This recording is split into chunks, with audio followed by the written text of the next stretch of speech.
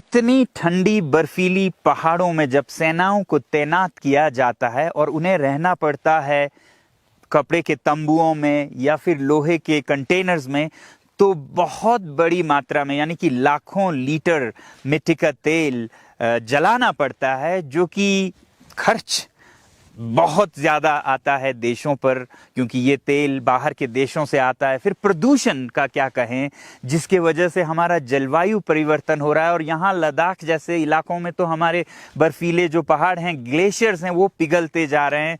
तो दूसरी तरफ फिर सैनिकों को कितनी दिक्कत होती है, आग के हादसे होते हैं और बहुत सारे जल के मरते हैं और बहुत सारे सैनिक तो ठंड से हताहत हो जाते हैं। तो इन हालातों को देखते हुए हम जहां आज हैं, Himalayan institute of alternatives Ladakh, यानी कि हयाल एक वैकल्पिक यूनिवर्सिटी है जहां पर हम शोध करते हैं पहाड़ों में कैसे जीवन जिया जाए और यहाँ के जो स्रोत साधन हैं उनका इस्तेमाल करके जीवन को आसान कैसे बनाया जाए। तो इसी सिलसिले में हमने सोचा कि जब हमारे सैनिक इतने मुश्किलात में हैं सीमा पर, तो उनके लिए भी एक सोलर हीटेड शेल्टर क्यों ना बनाया जाए, क्योंकि आपने सुना होगा यहाँ हमने सोलर हीटेड घरों को बनाने में काफ़ी महारत हासिल की पिछले कोई 25-30 सालों में।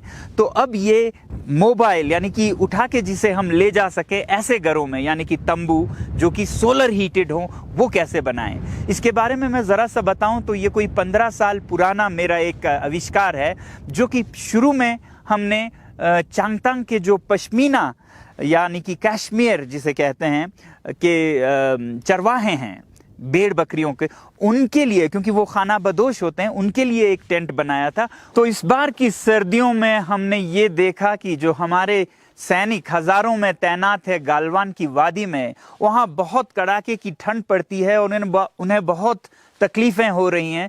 तो हमने इस यूनिवर्सिटी में एक प्रोजेक्ट पे काम करना शुरू किया और प्रोजेक्ट था एक ऐसा तंबू, पैसिव सोलर हीटेड टेंट बनाने का, जिसमें कि हमारे सैनिक आराम से रह सकें और गर्मी सूरज से हो और न तेल का खर्चा न धुआं हो। तो इस पैसिव सोलर हीटेड टेंट का जो ये आप प्रोटोटाइप देख रहे हैं, इस पे तकरीबन 1 महीना लगा हमें।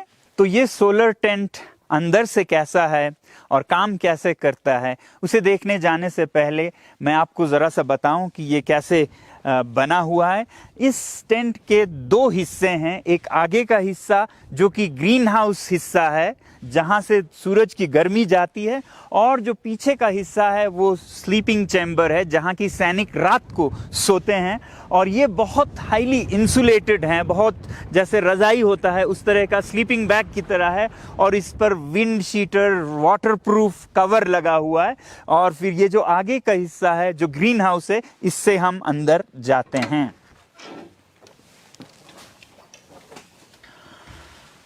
तो ये है पैसिव सोलर हीटेड टेंट। इस टेंट या तंबू के 2 खास हिस्से हैं, एक जो कि स्लीपिंग चैम्बर है, एक सोलर लाउंज यानी कि शयन कक्ष और विश्राम कक्ष। यहाँ पर सैनिक दिन में आराम से खुले में बैठ के अपने काम कर सकते हैं, हथियारों का सफाई वगैरह, और दिन में बहुत ये गर्म रहता है मगर रात में नहीं।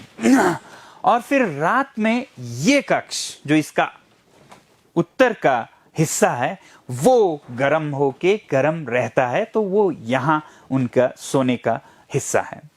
अब ये पूरा टेंट कैसे गर्म रहता है, इसके 3 तरीके हैं। एक है कि दक्षिण दिशा से सूरज की किरणें आए, जैसे इधर आ रही हैं, वैसे ही ये जो दीवार है ये इसका दूसरा हिस्सा है। पहला हिस्सा दक्षिण से धूप आए, दूसरा हिस्सा वो धूप इस दीवार में, जो ये शयन कक्ष की दीवार देख रहे हैं, वो एक हीट बैंक है, इसमें वो गर्मी जमा होके रहे ताकि वो रात को उपलब्ध हो, जबकि गर्मी की सबसे ज्यादा जरूरत हो। तो दिन की गर्मी रात तक इस दीवार में कैद रहे या जमा रहे, संचित रहे। ये इस दीवार में हम पानी का प्रयोग करते हैं और भी कुछ मटेरियल्स का, और इसको पॉलीकार्बोनेट के पारदर्शी परतों से ढका गया है, जिसमें से धूप जा सकती है मगर गर्मी वापस ना आए। तो इधर फिर खिड़कियां हैं, यहाँ एक दरवाजा है और फिर उसकी दूसरी तरफ हम शयन कक्ष में, स्लीपिंग चैम्बर में जाएंगे तो तीसरा हिस्सा है इंसुलेटेड कक्ष। 3 हिस्से हुए। दक्षिण से धूप का आना, इस दीवार में वो जमा होके रहना, और फिर रात को ये गर्मी बाहर ना चली जाए उसके लिए एक इंसुलेटेड चैम्बर जहां से गर्मी बाहर ना जाए। तो आइए हम शयन कक्ष यानी कि जो स्लीपिंग चैम्बर है उसमें जाएं।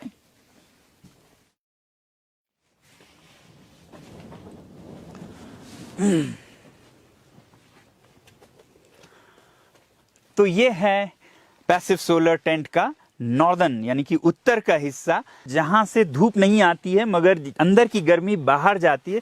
तो इसमें मोटे परत लगे हैं जैसे आपके स्लीपिंग बैग्स में होते हैं। ये 4 तक परत हैं जो कि हम जिस जगह पे हैं, कितनी ठंडी है उस हिसाब से 1 परत लगा सकें, 2 परत लगा सकें, 3 या 4 लगाएं। सर्दियों में हो तो 4 लगाने पड़े, गर्मियों में आप इसे उतारते जा सकते हैं। तो ये परतें अंदर की गर्मी को बाहर नहीं जाने देती। दक्षिण से धूप आती है, इस दीवार में जमा होती है, और फिर उस धूप को अंदर की तरफ तो आ सकती है वो गर्मी, मगर बाहर नहीं जा सकती। इस वजह से ये जो शयन कक्ष है इसका तापमान रात में भी काफी गर्म रहता है। जैसे कल रात को 10 बजे अंदर यहाँ पर 15 डिग्री था, जबकि इन दिनों बाहर की तापमान -14 के करीब चल रहा था। तो इस हिसाब से हमारा अनुमान है कि ये अंदर +10 से 15 के बीच रहे, बहुत गर्म भी न रहे, क्योंकि सैनिकों को तैयार रहना है बाहर -30 में लड़ने के लिए। तो +10 से 15 तक अगर रहे तो बहुत अच्छी बात है। इसी प्रोजेक्ट को अगर एक सरकारी लैब में एक रिसर्च प्रोजेक्ट की तरह किया गया होता तो शायद आधे से 1 करोड़ तक लग जाता।